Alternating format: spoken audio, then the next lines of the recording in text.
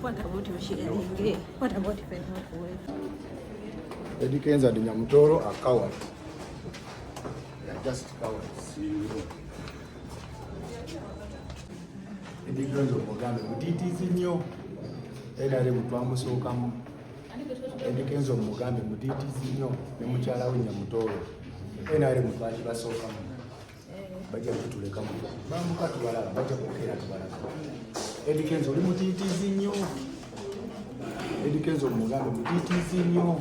Ogamba mu kaseera kano tewandibadde hambo osobola okuvaayo. Era ndi hambo naye Eddie Kenzo Mugambe ndi mutiitizi nnyo. Ekibiina ky'olwanira si mwenaremu segedde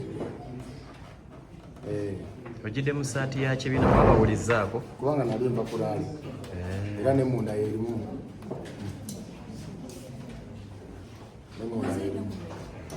badde mazemu enakunya mu poliisi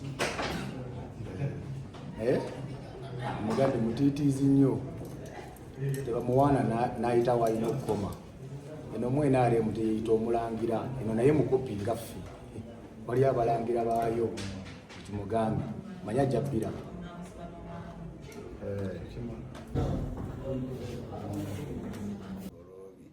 I appear together with Mukwateje Eve Council. Your name? Mukwateje. Mukwateje. Yes. Mukwateje.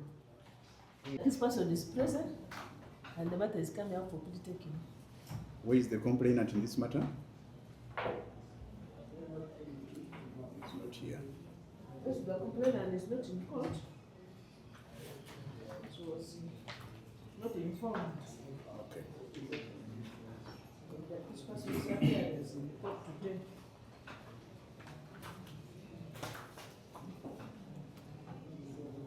Twizire, Robert, did you understand English? Uganda.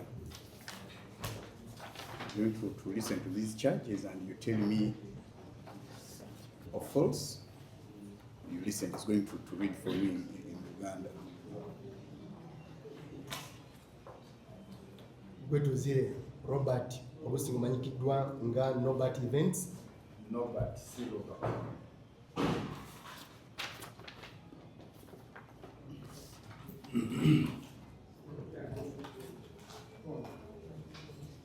You're called Nobert. You're also known as Nobert Events, yes. Not Robert. Yes. Your name slowly appear. Emyaka 35 oli mufumbira obeera Nsambya Kirombe Machinge mu Kampala district. Bagulako emisango ebiri. Omusango ogusooka gwa kwogera bigambo okwogera emboozi esiga obukyayi. Kigambibwa nti gwe okuva mu mwaka gwa 2024 paka kati mu kifo ekisangibwa mu Nsambya mu Machinge Kampala district ng'okozesa ekyuma kikalimagezi ng'oyita ku account za TikTok mu account yo eya Nobert Events, YouTube, n'emigatta bantu egy'enjawulo wasaasaanya amawulire agaali gagamba nti Joseph Mayanja amanyikiddwa nga Jose Chameleone yatta top dancer oba omuzinyi ng'era ekigendererwa ky'amawulire gano kyali kyakkakkanya oba okuweebuula Joseph Mayanja amanyikiddwa nga Jose Chameleone. Have you understood that charge? Obitegedde? Mpulidde naye si kituufu.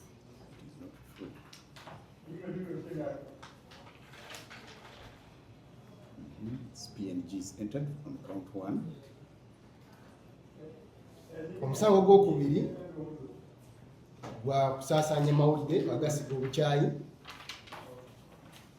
Kigambibwa nti gwe okuva mu mwaka gwa 2024 paka kati mu kifo ky'e Machinge mu Kampala district ng'okozesa ekyuma kikalimagezi ku akaunti yo ya TikTok eyitibwa Nobat Events wasaasaanya amawulire agasiga obukyayi agagamba nti Joseph Mayanja amanyikiddwa nga Jose Chameleone atta abantu era nti abatta akozesa abatomera n'emmotoka era ng'otegeeza nti Joseph Mayanja Jose Chameleone musi oba mutemu. Have you understood that charge? Tegedde? Is it true?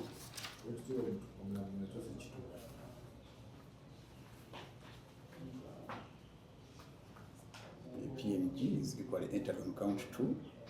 State police inform The court. matter is put for mention.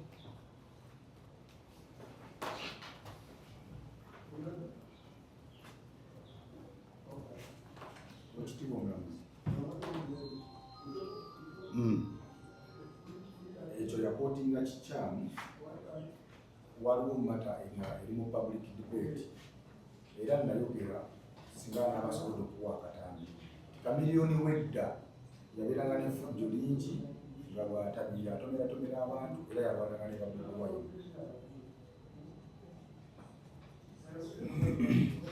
That's what they investigated and that's what they have presented to court. It is them to prove their allegations, whether that is what you said or you said something different.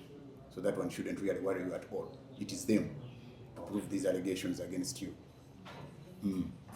So should we have instructions to apply for bail for the accused person?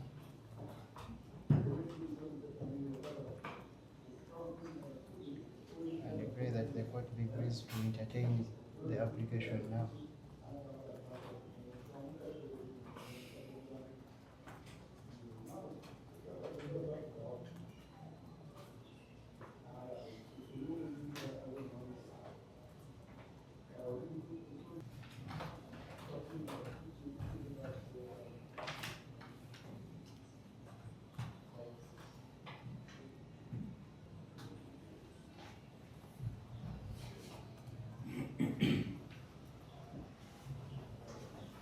It is your right to apply for bail, as your lawyers have stated, but we shall consider your bail application on 18th of this month.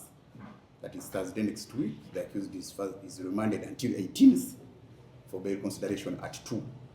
Dembere okusaba okweyimirirwa era nga ssemateeka akikuwa n'ekyo ojja kukikola nga omwezi 18 omwezi guno osindikiddwa kwa limanda eruzira paka 18 omwezi guno bajja okukusa. I have said 2, eh? Kusaawa 8.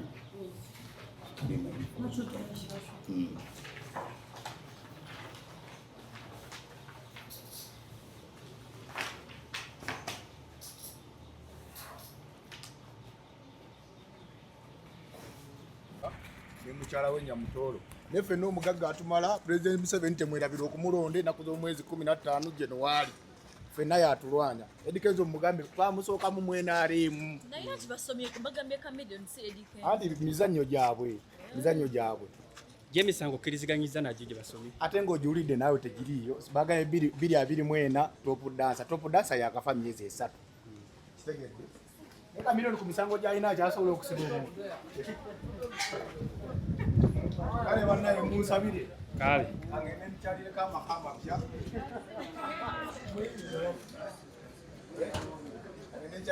amapya munsabire Bafani oyinza bagambayo babeere bagumu tuli Fred Kenzo twamuwangudde dda. Omuntu muzifu eka tubagamba mweyimirira omusajja temwagala kujjayo ndaga ekimutwazizza kubanga tetubali abamuyimirira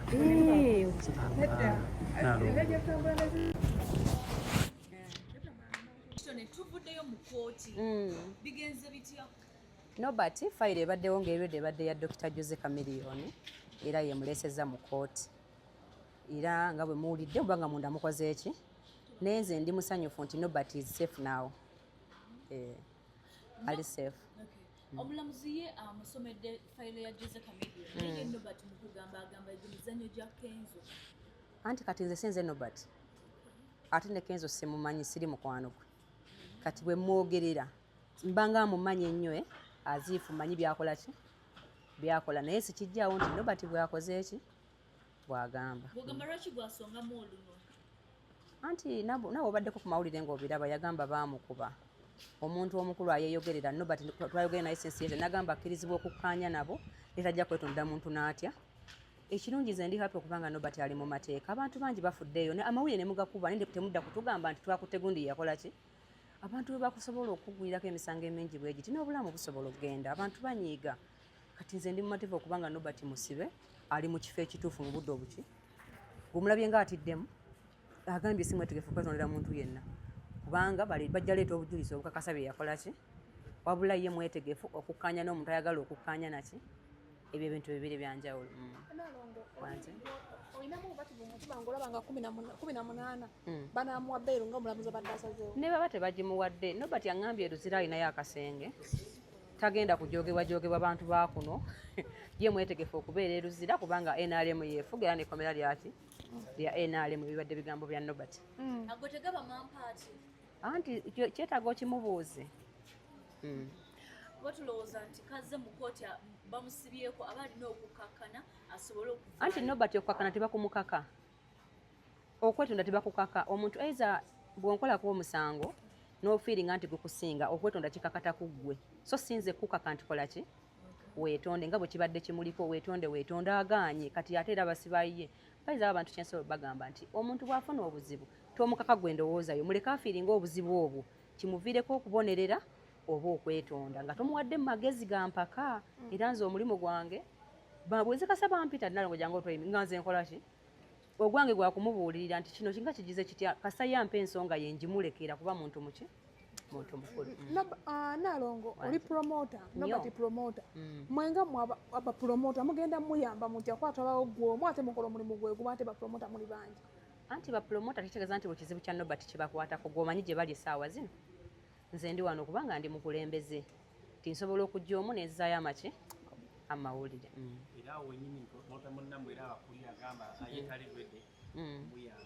yali anyizeemu emyezi 6 yamwogerako n'anyiigamu naye ate eggulo yankubidde ng'ayagala kumanya Nobert tumuyambye tutya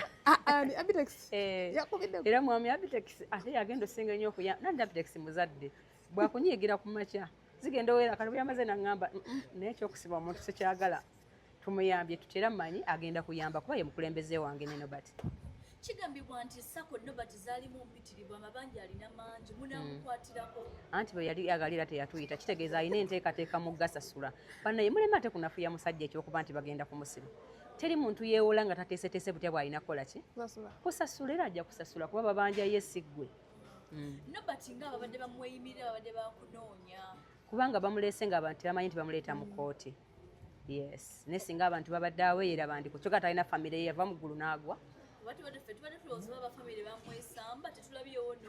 endeeta gye bamuleeseemu mu kooti Nobert bwe banaaba bamutadde ajja babuulira nti baamukyusa ekkomera ne bamusiba yekka bamulitidde mu motoka special yekka kubanga waliwo bintu byazeemu amawanga ne ranka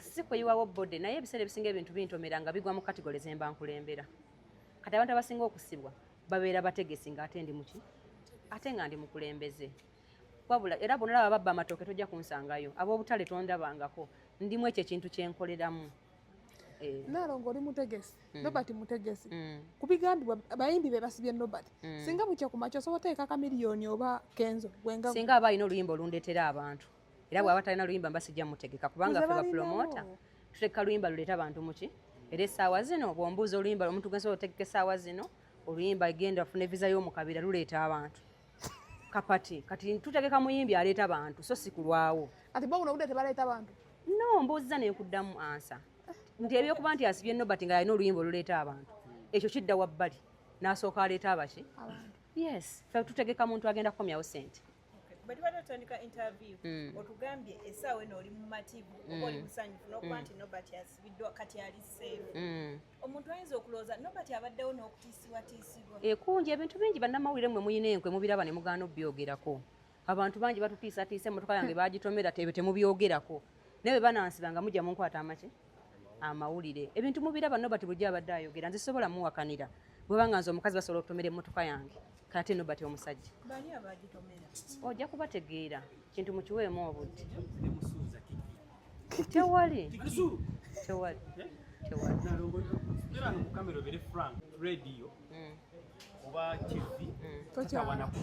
kati mmwe musibiza Nobert mumanyi lwaki omuntu ayogera kirala ne muteekawo kye mwagala okuwulira nze nyina looya 16 years nze saasoma naye ndi guided tiwemba njogera sogera kintu kiyinza kunsibya kati erinnya lyozunga nali eryo I can't mention him sisobola namwogerako mba muwaddemu nnyo wabula nze nyina okukola bwe mba mpaddeyo emboozi yange toteekamu bayimbi bwe tobazunziza mu mboozi zange please abawa amaanyi kitegete aba kyokola kyekisibiza Nobert tyabeera agamba mulala nga gwoteekawo gwokola ki gwolowooza